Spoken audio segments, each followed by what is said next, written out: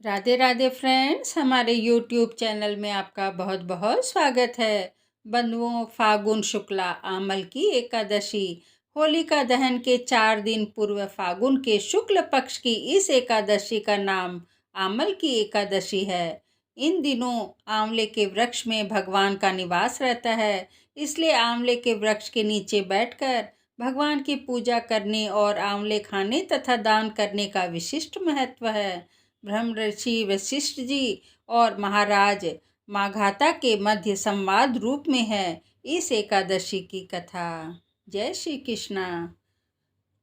मानधाता जी बोले कि वशिष्ठ जी, यदि आप मुझ पर प्रसन्न हैं तो व्रत की कथा कहो जिससे मेरा कल्याण हो। महर्षि वशिष्ठ जी बोले कि हे राजन, सब व्रतों से उत्तम और अंत में मोक्ष देने वाला आमल की एकादशी का वर्णन करता हूँ। यह फागुन माह शुक्ल पक्ष में होता है। इस व्रत के फल से समस्त पाप नष्ट हो जाते हैं। इस व्रत का पुण्य 1000 गौ दान के फल के बराबर है। मैं आपसे एक पौराणिक कथा कहता हूँ, ध्यान पूर्वक सुनो। एक वैदिक नामक नगर था। उस नगर में ब्राह्मण, वैश्य, क्षत्रिय, शूद्र चारों वर्ण आनंद पूर्वक रहते थे। नगर में सदैव वेद ध्वनि गूंजा करती थी। उस जगह पापी, दुराचारी, नास्तिक आदि कोई न था। उस नगर में चैत्ररथ नामक चंद्रवंशी राजा राज्य करता था। वह महान विद्वान तथा धार्मिक था। उस राज्य में कोई भी दरिद्र तथा कंजूस नहीं था। उस राज्य के सब निवासी विष्णु भक्त थे। वहाँ के निवासी वृद्ध से बालक तथा प्रत्येक एकादशी का व्रत करते थे। एक समय फागुन मास के शुक्ल पक्ष की आमल नामक एकादशी आई। उस दिन राजा ने प्रजा तक, वृद्ध से बालक तक सबने हर्ष सहित उस एकादशी का व्रत किया।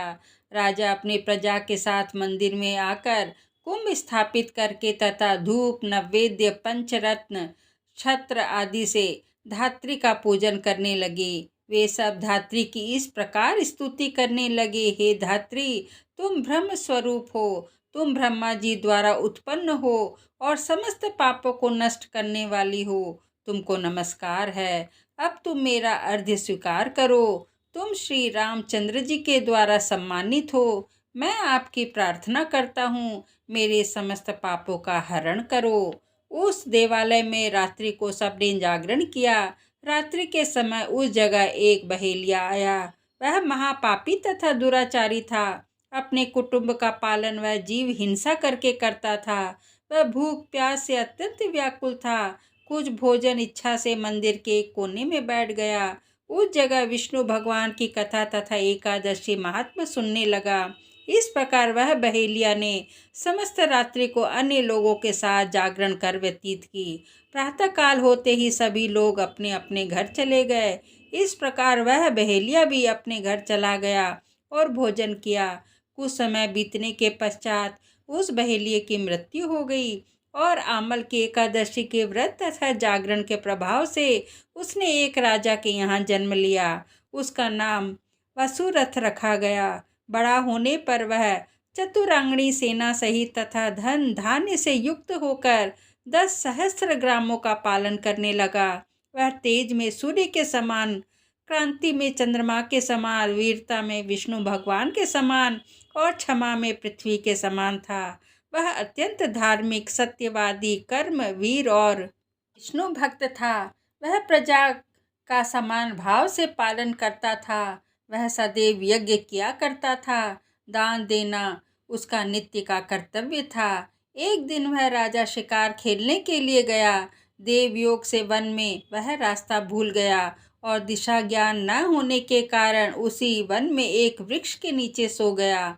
उसी समय पहाड़ी डाकू वहां आए और राजा को अकेला देखकर उस पर मारो मारो का शब्द करके टूट पड़े। वह डाकू कहने लगे कि इस दुष्ट राजा ने हमारे माता पिता, पुत्र पौत्र आदि संबंधियों को मारा है तथा देश से निकाल दिया है, अतः इसे अब अवश्य मारना चाहिए।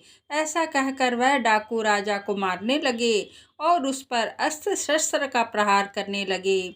उनके अस्त्र शस्त्र राजा के शरीर पर गिरते ही नष्ट हो जाते और राजा को पुण्यों के समान प्रतीत होते थे।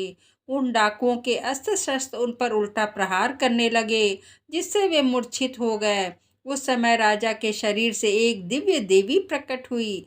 वह देवी अत्यंत सुंदर थी तथा सुंदर वस्त्रों तथा आभूषणों से अलंकृत थी। उसकी भ्रुकुटी टेढ़ी थी, उसकी आंखों से लाल लाल अग्नि निकल रही थी।